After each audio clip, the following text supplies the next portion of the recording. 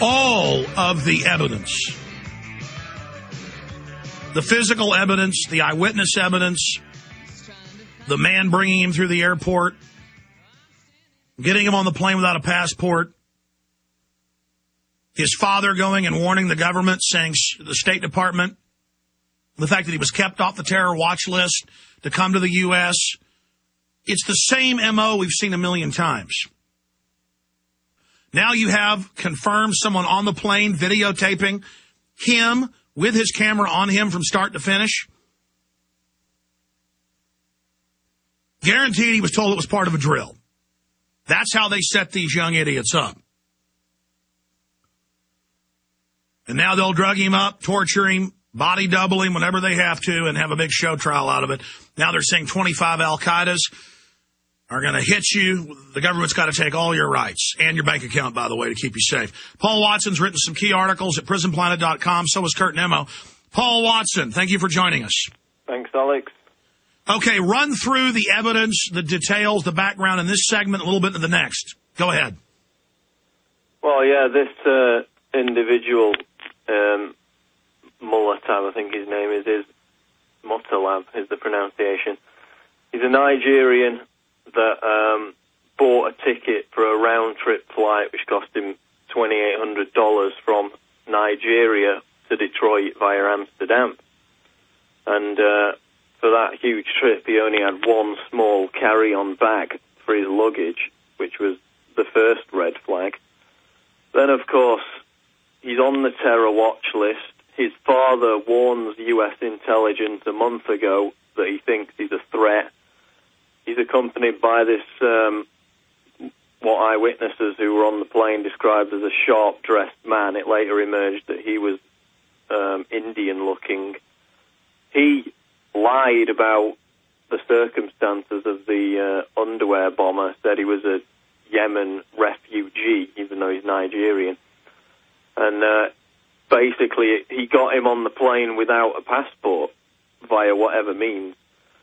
Now, what's interesting about that is that after the incident, when he was arrested, eyewitnesses also described a second man being detained by the FBI, but the FBI says that they only ever detained the terrorist. So what happened to that man, whether he was a handler, it seems pretty clear that he was involved deeply. And then, of course, you've got the reports, which you just mentioned, about the man calmly filming the entire flight from start to finish and filming the entire scenario where he attempted to detonate this device. Now, from every fact, to me, it seems that this was a contrived scare. It was never meant to blow up the plane. And now the reports are saying that even the bomber himself said that he never meant to blow up the plane, and that the liquid and the explosive devices he had were not enough to blow up the plane. And of course, all he managed to do was to set fire to the wall of the plane, and those fires were soon extinguished. And the result of all of this is that now the governments of the United States and Britain are saying, and in fact the British government this morning is saying that as a result of this incident, the use of full-body scanners, which of course produce a naked image of passengers, will have to be implemented at every airport. And notice this is right as it's being implemented in every major airport, and as people are refusing the naked body scanners that record your children's bodies, your bodies, in a biometric database so they can scan you from a distance. That's the real reason. Oh, now if you refuse, you're going to have to pay. So this is all about making us submit. And the airports are the main beta testing centers for society to train us how to be good slaves. That's right, because after the Richard Reed shoe bombing attempt, that was when they ordered us all to take off our shoes when we walked through security. So now as a result of this, we're going to be ordered to go through this naked scanning machine. And the importance of it is that... And if a person ever was to pull something out of their rectum, we'll all have to have proctology exams at the airport. And we're not joking about this. Homeland Security is looking at making you wear taser bracelets, all of you. This is your dog training. This is you being brought to your knees. Go ahead. And what's important about it is that in any major city where you visit a public building or a museum or anything like that, you now have to go through airport-style scanning machines. This is being introduced on our streets and in our shopping malls. This is the government circling the wagons against the people. This whole airport system, as Ridge said 7 years ago, is the plan to take over complete society. Ladies and gentlemen, it's not only that a sharp-dressed man in a suit went past security, flashing some type of credentials. Imagine this at a European international airport, somebody coming out of Nigeria. They go through the security checkpoint, flash their credentials, and gets him on the plane without a passport or ID. And lying and saying he was from Sudan. Then he gets on the plane. Everybody's marveling. Why is a guy sitting there a few aisles back videotaping this young black man continually? Well, that's the handler. It's okay, Sonny. See, I'm here filming it. This is part of a drill. We're filming this for the drill. The airline knows. You have the security man bring you on board the plane. You can be part of this. And the same thing happened on 7-7. Those guys had been approached. They'd been part of drills. A few of them escaped. They got chased down and machine gunned. That was in British TV and radio that day, but got shut down. Witnesses reported the police chasing them down, gunning them down. They then thought separately that the young Brazilian electrician was one of them, so they executed him. Witnesses said they walked up, shot him 12 times in the head. Execution style. Stood up and said, all right, job done. And the guy said, no, please, no. It's so sick how they run these operations. It's just like the Fort Hood shooter. Witnesses reported hearing gunfire continue after he was on the ground. They reported multiple shooters. Same thing with Columbine. The Russians have been caught running similar ops.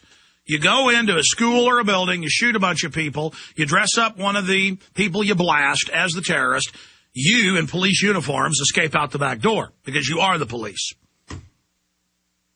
And if you don't understand that this is done by all major governments, you're living on another planet. It's been declassified that our government did it several hundred times under Operation Gladio and the NATO option in Europe. Every time they wanted to demonize some political group, they'd stage bombings and blame it on their political enemies. But you are the enemy, the general population of the West. This is all for you. Remember when we got the secret Homeland Security and MIAC documents? How all of Homeland Security and Northcom is set up for gun owners, veterans, conservatives, libertarians, people that want to, quote, bring the bankers to justice. That's the illegitimate government. How are the bankers going to have their heist? They set up an internal police force. They stage terror attacks as a pretext to clamp down on the people they're robbing. Period. And I wished over and over and over and over and over again on Friday, on Christmas, when I heard about this, I said, let it be a real lone nut. I know there's some real Muslim terrorists out there. Let it be. But as soon as I saw all the hype, I said, oh, no. And then it came out that he was led on the plane and protected, and there's a guy on the plane videotaping him, and his dad called up and warned, and his dad's a high-level banker, and he was on the terror list, but the U.S. government had him taken off the terror list. I mean, they put congressmen on that thing. They put 1 million. It's more like 1.5 million. In the last year, they don't give you the numbers anymore, but it was over 1,200,000. And they just put innocent people on it. And now they say gun owners are going to be on it. If you got bad credit, you're going to be on it. But this guy's running around publicly at university 2 years ago saying, I want to carry out jihad. Clearly they're hired to try to flush out other Muslim students and set them up. Guaranteed. I saw this with McVeigh. We saw this with Lee Harvey Oswald. We saw this with Sirhan. It never ends. Muhammad Atta, trained at U.S. military bases on record. And the media just goes, oh, well, we're not going to discuss why they were trained at bases. All right, I'm going to shut up and let Watson finish, and I'm going to get on to some other news. It's so obvious. I mean, Watson, the media always loves this psychology. I had Atlantic Monthly here a few weeks ago, and I had a bunch of other newspapers and magazines the last few weeks, and they always say the same cliche. They say, don't you just want to believe the government's doing this because that brings order to the world and it's less scary than rogue terrorists? And I said, really? A government that runs my life and surveils everything I do, that has the power to destroy me through taxes, it's less scary to think random guys in a cave did this. It's a lot more scary to know the government did it and that there's a giant police state grid in place. But it's that cliche of, oh, we just want to believe it's the government. No, I want to believe Al-Qaeda's real. I want to believe it.